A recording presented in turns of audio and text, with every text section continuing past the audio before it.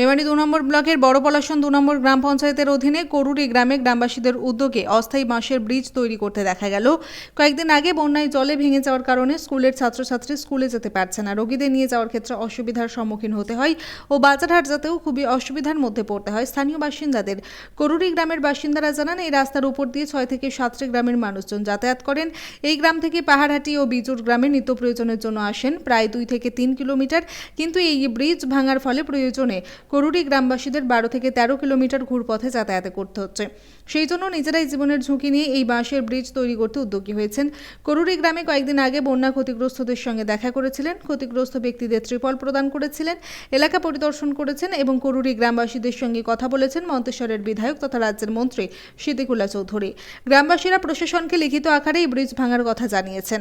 Block প্রশাসনের পক্ষ থেকে ঊর্ধ্বতন কর্তৃপক্ষকে ব্রিজ ভাঙার বিষয়ে জানিয়েছেন এবং পাশাপাশি গ্রামবাসীদের আশ্বস্ত করেছেন যত তাড়াতাড়ি সম্ভব ব্রিজ ভাঙা মেরামত করা হবে।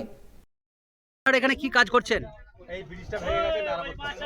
এটা কোন জায়গায় ব্রিজটা ভেঙেছে? এটা বিজু করুরি মধ্যস্থলে। কবে ভেঙেছে? হ্যাঁ, কবে ভেঙেছে ব্রিজটা? ব্রিজটা প্রথম বন্যার ইয়েতেই ভেঙেছে, বৃহস্পতিবার দিন। এখন কিসের ব্রিজ করছেন? এখন আমরা বাসের ব্রিজ করছি। কি কারণে করছেন? এই স্কুল ছাত্রছাত্রীদের যা অসুবিধা হচ্ছে তার জন্য করছি।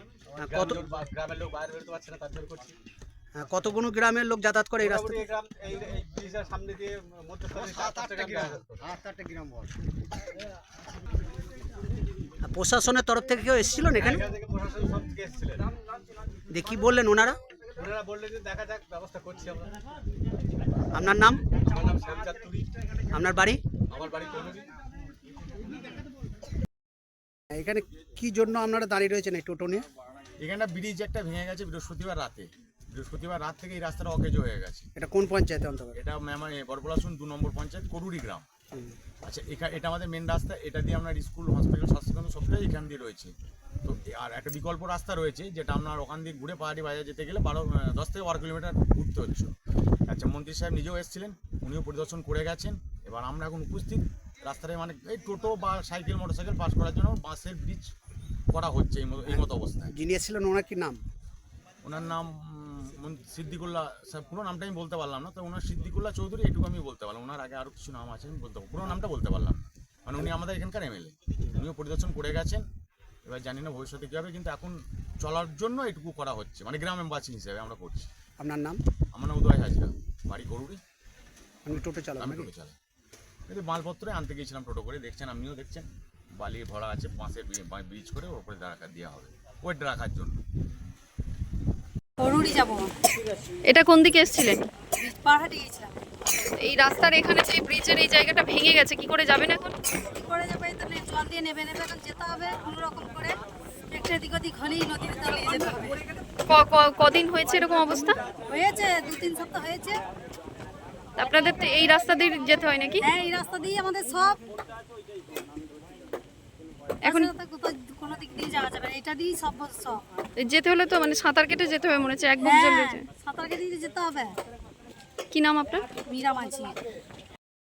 করুরি সংলগ্ন এলাকায় মাঠের মাঝখানে যে ব্রিজটা বন্যার জলে ওটা আর কি ভেঙে গেছে, তো ওখান দিয়ে লোকজনের যাতায়াত করতে খুবই অসুবিধা হচ্ছে, বা আজকে ওরা একটা টেম্পোরারি বাঁশের ব্রিজ তৈরি করছে। কি বলবেন বিষয়টা নিয়ে? হ্যাঁ, এটা আমাদের কাছে অলরেডি ইনফর্ম এবং ব্যাপারটা আমরা আমাদের ঊর্ধ্বতন কর্তৃপক্ষের কাছে জানিয়েছি।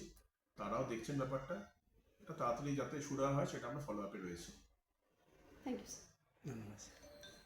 এটা করুরি বিজুর মধ্যস্থল জায়গা। আপনাদের এখন কি সমস্যা হচ্ছে? আমাদের সমস্যা, এই ব্রিজ ভেঙে গেছে।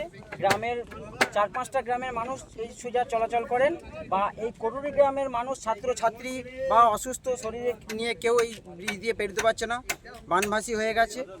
এখানে মহিলাদেরও তো দেখলাম খুব মহিলাদের অসুবিধায় প্রচুর পড়তে কষ্ট, হচ্ছে। মহিলারা পেরোতেই পারছে না। এই আজকে 1 সপ্তাহ ধরে মহিলারা গ্রাম থেকে বেরোতেই পারছে না।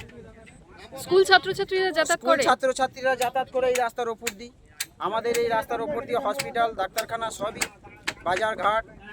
আপনারা কি স্থানীয় পঞ্চায়েত বা বিডিওকে জানিয়েছেন? আমরা বিডিও সাহেবকে দরখাস্ত করেছি। বিডিও সাহেব বলেছে আমরা জেলাতে পাঠিয়েছি, আমরা দেখি যথাযথ যেটা হয় তার চেষ্টা করছি। আপনারা এখন কি চাইছেন? আমরা এখন চাইছি এই ব্রিজ যেন খুব দ্রুত তাড়াতাড়ি মেরামত হয়ে যায়। সামনে আমাদের পুজো আছে, শ্রাবণ মাসের শেষ দিনে আমাদের এই গ্রামের বড় পুজো। এই পুজোর আগে যেন আমাদের এই ব্রিজ সংস্কার হয়ে যাবে। আপনার নাম? আমার নাম বিকাশ হাজরা, করুরি বাড়ি। Thank you. এখানে মন্ত্রী সিদ্দিকুল্লাহ সাহেব চৌধুরী এসেছিলেন, বন্যায় ঘুরে উনি ত্রিপল বিতরণ করে গেছে, ওনাকেও জানানো হয়েছে, উনিও বলেছেন ঠিক মৃত্যুঞ্জয় যশের রিপোর্ট, সুন্দর বাংলা নিউজ। এসে গেছে দারুণ সুখবর। উচ্চ প্রযুক্তির সমন্বয়ে আধুনিক যন্ত্রপাতির সাহায্যে এখন আপনার হাতের মুঠোয় সঠিক এবং নির্ভুল চিকিৎসা পাবেন সুরাহা নার্সিং হোমে। এখানে উন্নত প্রযুক্তির সাহায্যে ডায়ালিসিস, এন্ডোস্কোপি, ল্যাপ্রোস্কোপি, কিডনিতে পাথর, বিভিন্ন ধরনের টিউমার, পোস্টেটের মাইক্রো সার্জারি, মুখমণ্ডলের ক্যান্সারের অস্ত্রোপচার সহ বিভিন্ন ধরনের অপারেশন বিশেষজ্ঞ চিকিৎসকদের মাধ্যমে করানো হয়। একই সাথে আমাদের এখানে বসছেন অভিজ্ঞ চিকিৎসকরা। জেনারেল ল্যাপ্রোস্কোপি সার্জন বসছেন প্রতিদিন সকাল 10টা থেকে দুপুর 2টো পর্যন্ত ডক্টর এস.এ. সামাদ। মুখমণ্ডলের ক্যান্সার বিশেষজ্ঞ বসছেন শনিবার সকাল 8টা থেকে দুপুর 2টো পর্যন্ত ডক্টর এস.এ. সালাম। প্রসূতি রোগ বিশেষজ্ঞ বসছেন সোম, বুধ, শনি ও রবিবার সকাল 10টা থেকে দুপুর 2টো পর্যন্ত doctor Amita Chowdhury. General surgeon ও মূত্র রোগ বিশেষজ্ঞ বসছেন সোম, বুধ, শুক্র সন্ধ্যা 6টা থেকে 8টা পর্যন্ত এবং রবিবার সকাল 8টা থেকে 12টা পর্যন্ত। সাবির আহমেদ প্রসূতি রোগ বিশেষজ্ঞ ও ল্যাপ্রোস্কোপি সার্জন বসছেন প্রতিদিন 11টা থেকে 1টা পর্যন্ত। ডক্টর মেহরুন্নেসা বেগম।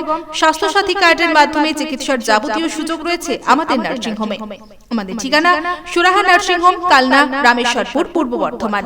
অম্বিকা কালনা স্টেশন থেকে মাত্র 2 মিনিটের হাঁটা পথ। যোগাযোগ 9775377657, এছাড়াও 9547173936।